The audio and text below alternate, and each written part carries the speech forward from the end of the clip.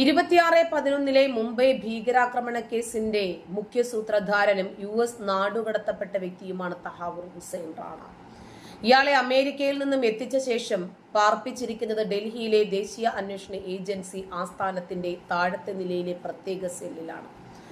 ആത്മഹത്യാ നിരീക്ഷണ സെല്ല് എന്നറിയപ്പെടുന്നതാണ് എന്നാണ് റിപ്പോർട്ടുകൾ അവകാശപ്പെടുന്നത്.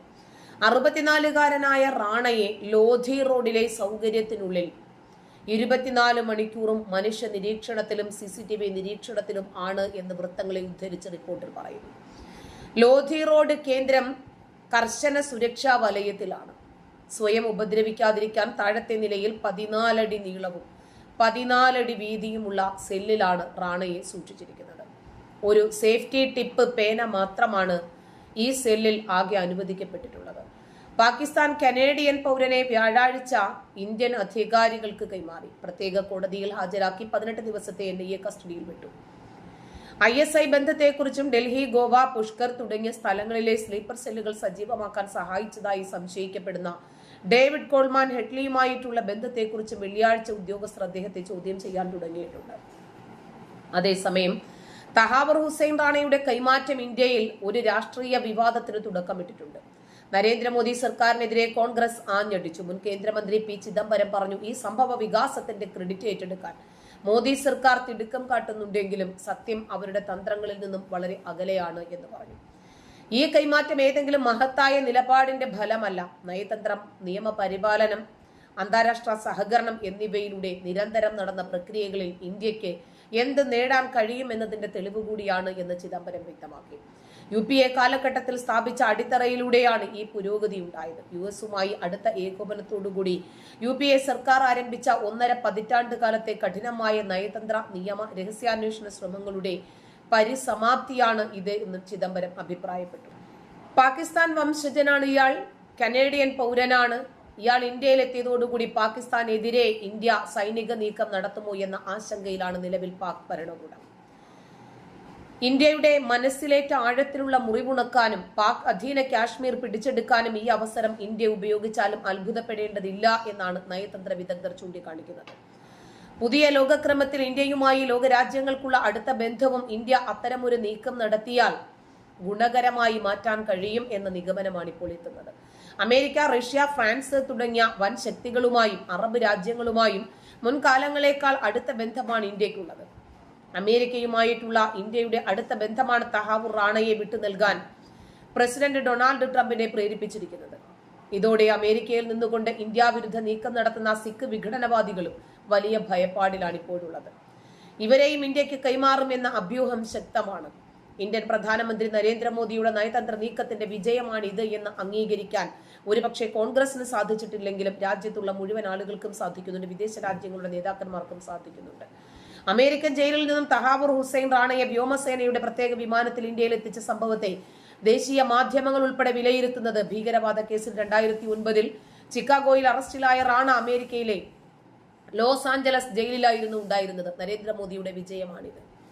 പാക് ചാര സംഘടനയായ ISIയും ഭീകര സംഘടനയായ ലഷ്കർ-ഇ-തൊയ്ബയുമായി അടുത്ത ബന്ധമുണ്ടായിരുന്ന റാണ മുംബൈ ഭീകരാക്രമണ കേസിലെ മുഖ്യപ്രതിയും സൂത്രധാരനുമായ ഡേവിഡ് കോൾമാൻ ഹെഡ്ലിയുടെ അടുത്ത അനുയായി കൂടിയാണ്. ഭീകരാക്രമണം ആസൂത്രണം ചെയ്യുന്നതിന് ഹെഡ്ലി മുംബൈയിൽ എത്തിയിട്ടുണ്ടായിരുന്നു. അന്ന് ഹെഡ്ലിക്ക് വിസ സംഘടിപ്പിച്ച് നൽകിയത് റാണയുടെ സ്ഥാപനമാണ് എന്ന് ഇന്ത്യൻ രഹസ്യാന്വേഷണ ഏജൻസികൾ കണ്ടെത്തിയിട്ടുണ്ട്. റാണയെ ദേശീയ സുരക്ഷാ ഉപദേഷ്ടാവായ അജിത് ഡോവലിന്റെ മേൽനോട്ടത്തിലാണ് NIA ചോദ്യം ചെയ്തു വരുന്നത്. മുംബൈ ഭീകരാക്രമണത്തിൽ പാകിസ്ഥാൻ സൈന്യത്തിന്റെയും പാക് ചാര സംഘടനയായ ISIയുടെ പങ്കും വ്യക്തമാക്കുന്ന കൂടുതൽ തെളിവുകൾ ഇന്ത്യക്ക് ലഭിക്കും എന്ന കാര്യവും ഉറപ്പാണ്. ഇത് ഇല്ലാതാക്കുന്നതിന് വേണ്ടിയാണ് 2009 മുതൽ റാണയെ ഇന്ത്യക്ക് കൈമാറുന്നത് തടയുന്നതിന് വേണ്ടി പാകിസ്ഥാൻ ശ്രമിച്ചത്. പക്ഷേ റാണയെ വിട്ടു നൽകാൻ അമേരിക്ക ഇതുവരെ തയ്യാറായിരുന്നില്ല. പ്രധാനമന്ത്രി നരേന്ദ്രമോദി നടത്തിയ നിരന്തരമായ സമ്മർദ്ദത്തിനൊടുവിലാണ് ട്രംപ് അധികാരമേറ്റ ഉടനെ തന്നെ റാണയെ വിട്ടു നൽകാനുള്ള സാഹചര്യം ഒരുങ്ങിയത്. ഇന്ത്യക്ക് കൈമാറുന്നതിനെതിരെ റാണ അമേരിക്കൻ സുപ്രീം കോടതിയെ വരെ നിയമ പോരാട്ടം നടത്തി സമീപിച്ചിട്ടെങ്കിലും ഫലമുണ്ടായിരുന്നില്ല. അമേരിക്കൻ സുപ്രീം കോടതിയെ ഇന്ത്യ നടത്തിയ നിയമ പോരാട്ടത്തിന്റെ കൂടി വിജയത്തിനൊടുവിലാണ് റാണയെ ഇന്ത്യക്ക് കൈമാറി കിട്ടുന്നത്. 2009 അമേരിക്കയിൽ പിടിയിലായ റാണയെ 2013 14 വർഷത്തേക്ക് ശിക്ഷിച്ചിരുന്നു. എന്നാൽ ഡേവിഡ് കോവിഡ് സമയത്തുണ്ടായിരുന്ന മാനുഷികമായിട്ടുള്ള പരിഗണന വെച്ച് ശിക്ഷ 7 വർഷം കഴിഞ്ഞപ്പോൾ വിട്ടയക്കാൻ ഉത്തരവായി. ഇതിനെതിരെ കുറ്റവാളി കൈമാറ്റത്തിനു വേണ്ടി 1997 ഇന്ത്യ അമേരിക്ക കരാർ ചൂണ്ടിക്കാണിച്ച് NIA ഹർജി നൽകിയതോടുകൂടിയാണ് റാണയുടെ മോചനത്തിനു വേണ്ടിയുള്ള വഴി അടഞ്ഞത്. തന്റെ നിയമ പോരാട്ടത്തിനു വേണ്ടി ക്വീൻസ് കൗൺസിൽ പദവിയിലുള്ള ബ്രിട്ടീഷ് അഭിഭാഷകൻ പോൾ ഗാർക്കിലിനെയാണ് റാണ രംഗത്തിറക്കിയത്. അതേസമയം നിർഭയ കേസിലടക്കം പ്രോസിക്യൂട്ടറായി പരിചയം സമ്പന്നനായിട്ടുള്ള സീനിയർ അഭിഭാഷകൻ ദയാൻ കൃഷ്ണനാണ് ഇന്ത്യക്ക് വേണ്ടി ഹാജരായത്. ഇന്ത്യയിലെ പുതിയ ക്രിമിനൽ നിയമമായിട്ടുള്ള ഭാരതീയ ന്യായ സംഹിത ഉയർത്തിയുള്ള വാദമുഖങ്ങൾ അമേരിക്കൻ സുപ്രീം കോടതി അംഗീകരിച്ചതോടുകൂടിയാണ് റാണയെ ഇന്ത്യക്ക് ലഭിക്കുന്നത്. ഇതാകട്ടെ പാകിസ്ഥാനെ ഞെട്ടിക്കുന്ന നിയമ നടപടിയായിരുന്നു. ഇന്ത്യയെ ഏറെ മുറിപ്പെടുത്തിയ ഭീകരാക്രമണമായിരുന്നു 2008 നവംബർ 28 നടന്നത്.